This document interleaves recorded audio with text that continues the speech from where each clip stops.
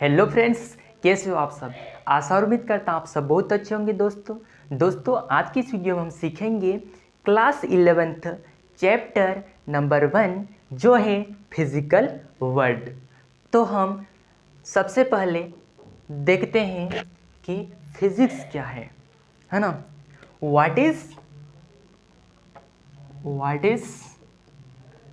Physics, है ना।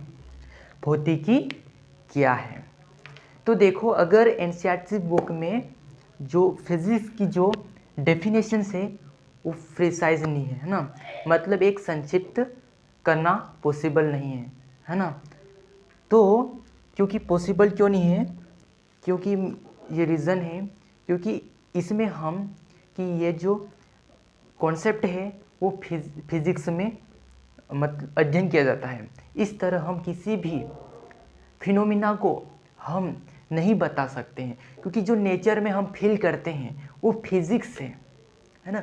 Feel ही क्या है, फिजिक्स है। देखो, अगर ये लाइट जल रही है ना, यहाँ पर भी फिजिक्स लगा हुआ है ना, क्योंकि यहाँ पर करंट फ्लो कर रहा है, जिसे फ्लो करने से हमारा ये जो बल्ब है जलता है ना। इसी तरह हमारा जो पंखा है वो भी चलता है। तो हम यहाँ पर जो कुछ भी ऑब्जेक्ट्स है जिसको हम यूँ छोड़ेंगे और ये नीचे गिरेगा, वो भी एक फिजिक्स में आता है।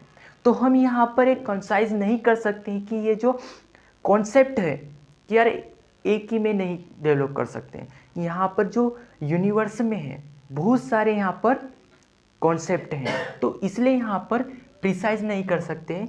तो हम लिख सकते हैं द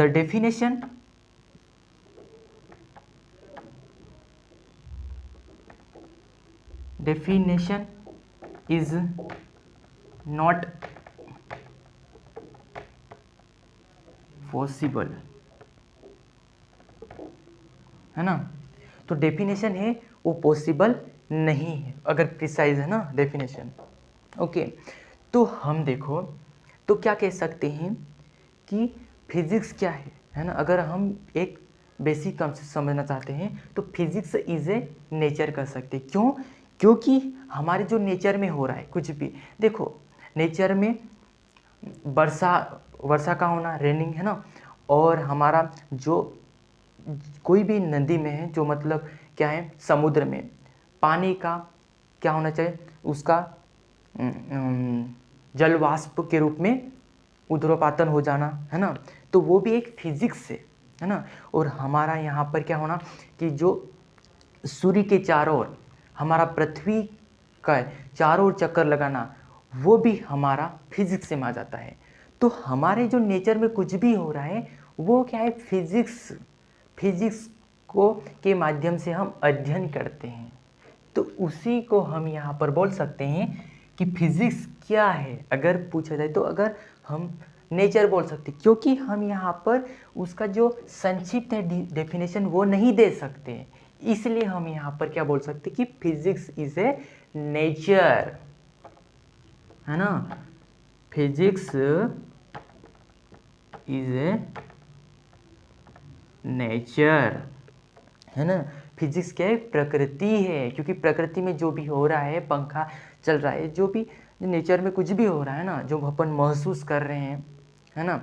देखो ये गिर गया है ना, तो ये भी क्या है, एक फिजिक्स का लॉज डिपेंड कर रहा है ना।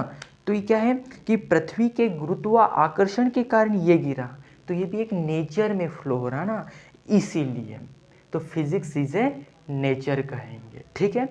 अब देखो दोस्तों, अगर हमको फिजिक्स पढ़ना है ना, तो यार ये जो नीचे गिर रहे हैं, है ना, कोई ये जो पंखा चला हुआ है, तो उसका अध्ययन करने के लिए कुछ तो प्रिंसिपल्स होंगे ना। तो प्रिंसिपल्स को भी जानना जरूरी है, क्योंकि प्रिंसिपल से हम आसानी से किसी भी चीज़ों को स्टडी कर सकते हैं। तो इसके लिए प्रिंसिपल्स है, तो यहाँ पर प्रिंसिपल ऑफ फिजिक्स, है ना, फिजिक्स के सिद्धांत, भौतिकी के सिद्धांत, ठीक है। तो देखो यहाँ पर हम प्रिंसिपल ऑफ फिजिक्स, है ना, तो कौन कौन से होते हैं, यूनिफिकेशन,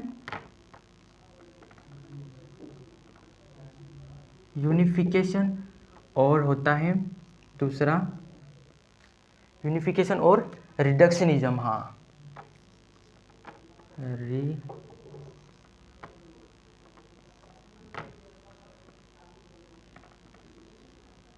रिडक्शनिज्म है ना, ये रिडक्शनिज्म और ये यूनिफिकेशन है ना, यूनिफिकेशन और रिडक्शनिज्म है ना।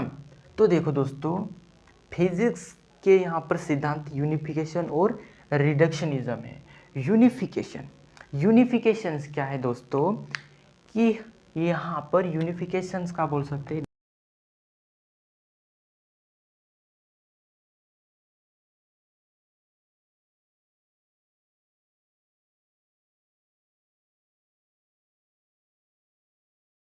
लॉज है ना। तो देखो यूनिफिकेशन, देखो दोस्तों, फिजिक्स में हम अध्ययन करना चाहते हैं तो दो यहाँ पर फिजिक्स के प्रिंसिपल्स हैं। देखो यूनिफिकेशन, टू एक्सप्लेन, किसी चीज़ को समझाना, किसी चीज़ को जो डाइवर्स जो फिनोमिना है ना, फिजिकल फिनोमिना है, उसको समझाने के का है कौन से टर्म्स में, और फिर कुछ कॉन्सेप्ट या फिर लॉज के कॉन्सेप्ट के आधार पर हम जो भिन्न भिन्न जो फिजिकल जो फिनोमिना है उसको एक लॉज के आधार पर कर सकते। देखो, सोनू के 5 पुत्र हैं, ऐसे कहेंगे है ना, सोनू के 5 पुत्र हैं, तो हम यहाँ पर एक लॉज हो गया क्या, कि सोनू के 5 पुत्र हैं। हम यहाँ पर अगर डाइवर्स फिजिकल फिनोमेना कहेंगे तो वो क्या है, एक डाइवर्स में हो जाए भिन्न की, कि फलाना उस सोनू का बच्चा है, वो भी उसका बच्चा है, तो ये क्या है कि ये डाइवर्स हो जाएगा।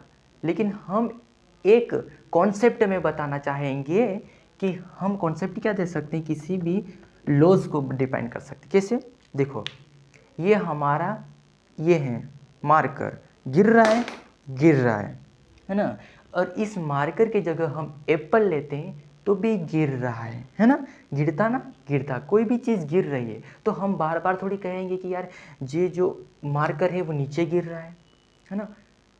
तो हम उसको एक नियम दे देते हैं, वो नियम है ग्रेविटेशनल है ना, लॉ ऑफ ग्रेविटेशनल है ना, गुरुत्वाकर्षण का नियम है ना, लॉ ऑफ ग्रेविटेशन है ना, गुरुत्वाकर्षण का बल। ठीक है, तो यहाँ पर क्या है कि कोई जो ऑब्जेक्ट है वो नीचे गिरेगा, तो देखो लॉ ऑफ ग्रेविटेशनल, तो हम यहाँ पर बहुत सारे यहाँ पर कॉन्सेप्ट को हम यहाँ पर बिल्ड कर सकते हैं। क्या क्या, देखो है ना, कि हमारे यहाँ पर लिख सकते हैं हम कि फॉलिंग एप्पल का गिरना हो सकता है। ठीक है, और या फिर और बोल सकते हैं अर्थ का रिवोल्यूशन अराउंड द सन है ना, सन है ना, और दूसरे और बोल सकते हैं कि क्या बोल सकते हैं कि जो हमारा जो मून है उसका रिवोल्यूशंस है ना। तो यहाँ पर बहुत सारे कॉन्सेप्ट आ सकते हैं है ना। तो क्या है कि ये जो बहुत सारे कॉन्सेप्ट को हम एक ही लॉ से हम डिफाइन कर सकते हैं, उसी को बोलेंगे यूनिफिकेशन यूनिक है, और हम यूनिक ले लिए, उस यूनिक से हम बहुत सारे फिकेशंस को हम एक्सप्लेन कर सकते हैं ना, तो उसी को यूनिफिकेशन है ना।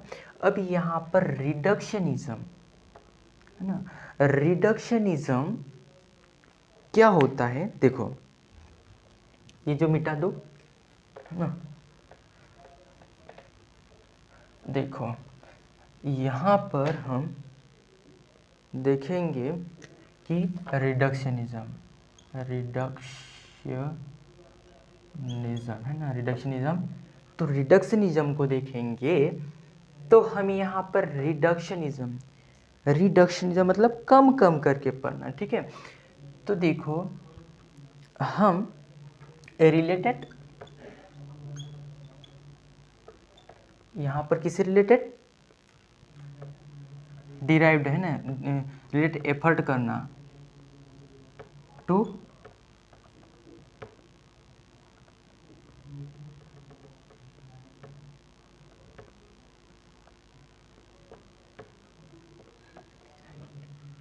है ना। तो यहाँ पर कोई भी डिराइव्ड किया गया है ना, एक्सप्लेन करना, अरे यार ये क्या लिखा है, एक्सप्लेन करना है ना, एक्सप्लेन करना उसके यहाँ पर जो कॉन्स्टिट्यूएंट पार्टिकल्स है, कॉन्स्टिट्यूएंट जो पार्टिकल्स है उसको एक्सप्लेन करना ही है ना। तो दिस इज कॉल्ड रिडक्शनिज्म,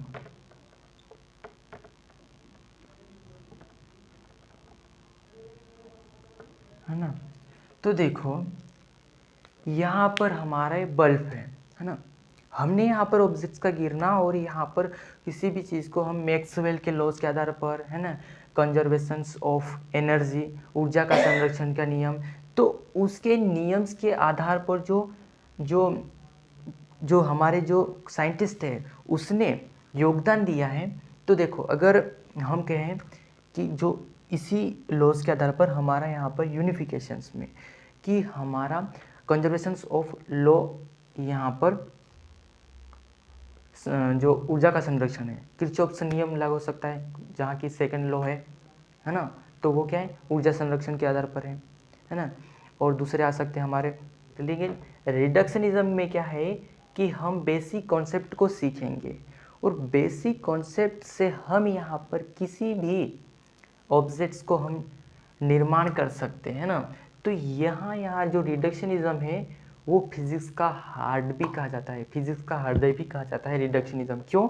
क्योंकि हम किससे रिलेटेड एफर्ट कर रहे हैं, जो बनी हुई उससे, उस चीज़ से। देखो अभी यहाँ पर जो बल्ब चल रहा है तो यहाँ पर हम उसके बेसिक कॉन्सेप्ट को समझेंगे, बेसिक कॉन्सेप्ट को समझेंगे है ना, तो हम दूसरा और उत्पन्न कर सकते हैं ना।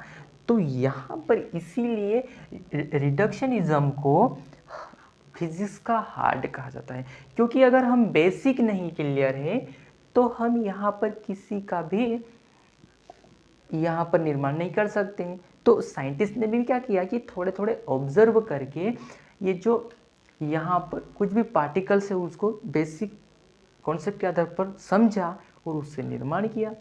तो यहाँ पर रिडक्शनिज्म भी इसी तरह फॉलो करता है, उसी को रिडक्शनिज्म करते हैं ना। उसके भिन्न भिन्न टाइप्स को हम बारीकी समझकर समझना, उसी को रिडक्शनिज्म कहेंगे। यूनिफिकेशन मतलब यहाँ पर बोले तो लॉज के आधार पर एक्सप्लेन और कुछ कॉन्सेप्ट के आधार पर, ठीक है, लॉज बना देना है ना। जैसे हम मैक्सवेल्स के यहाँ पर लॉज देखा जाए तो क्या क्या है यहाँ पर, उन्होंने क्या क्या क्या बनाया, मतलब जो एक्सप्लेन क्या है कि हम यहाँ पर बोल सकते हैं मैक्सवेल्स के लॉ, है ना। तो हमारे यहाँ पर इलेक्ट्रोमैग्नेटिक भी आ सकता है ना, इलेक्ट्रोमैग्नेटिक और इलेक्ट्रो मतलब विद्युत चुंबकीय तरंग, है ना, इलेक्ट्रोमैग्नेटिक वेव, है ना। और दूसरे क्या है कि उसके चार है ना, कौन कौन से हैं, एक तो है इलेक्ट्रोमैग्नेटिक वेव, है ना, इलेक्ट्रोमैग्नेटिक वेव है, और इलेक्ट्रोमैग्नेटिक वेव, और दूसरा है हमारा वो दिया है उसने, मैक्सवेल ने वो दिया है इलेक्ट्रोमैग्नेटिक, है ना। तीसरा दिया अपना वो क्या दिया है कि, तो इस तरह चार हैं दिए गए हैं, तो कॉन्सेप्ट अभी याद नहीं आ रहे हैं ना। तो इसके आधार पर, है ना, तो हम यहाँ पर मैक्सवेल्स के लॉ बोल सकते हैं ना। तो उन्होंने क्या क्या डाइवर्स करा, तो ये हमारा रिडक्शनिज्म में आ जाएगा, क्योंकि ये नहीं कहकर हम क्या बोलेंगे, मैक्सवेल्स के लॉ जो बनाए गए हैं वो कौन कौन से, तो यहाँ पर ये अप्लाई हो जाएंगे। ठीक है, तो ये यूनिफिकेशन और रिडक्शनिज्म मतलब क्या हुआ कि जो कोई भी ऑब्जेक्ट है उसके बारीकी से समझना, उसके जो कॉन्स्टिट्यूएंट्स, जो पार्टिकल्स है, जो निर्माण, जो कण है, उसको एकदम बारीकी से समझना एक रिडक्शनिज्म में आता है। तो यहाँ पर प्रिंसिपल ऑफ फिजिक्स, भौतिक के यहाँ पर सिद्धांत देखे और यहाँ पर रिडक्श, तो वही हो गया। ठीक है, तो और हमने इससे पहले क्या देखा कि फिजिक्स क्या है, फिजिक्स बोल सकते हैं हम नेचर है, क्योंकि नेचर में जो भी हो रहा है वो फिजिक्स के कॉन्सेप्ट हैं। ठीक है, तो वीडियो कैसा लगा कमेंट में ज़रूर बताना। मिलते किसी अगले वीडियो में, तब तक के लिए बाय बाय, टेक केयर, जय हिंद, जय भारत।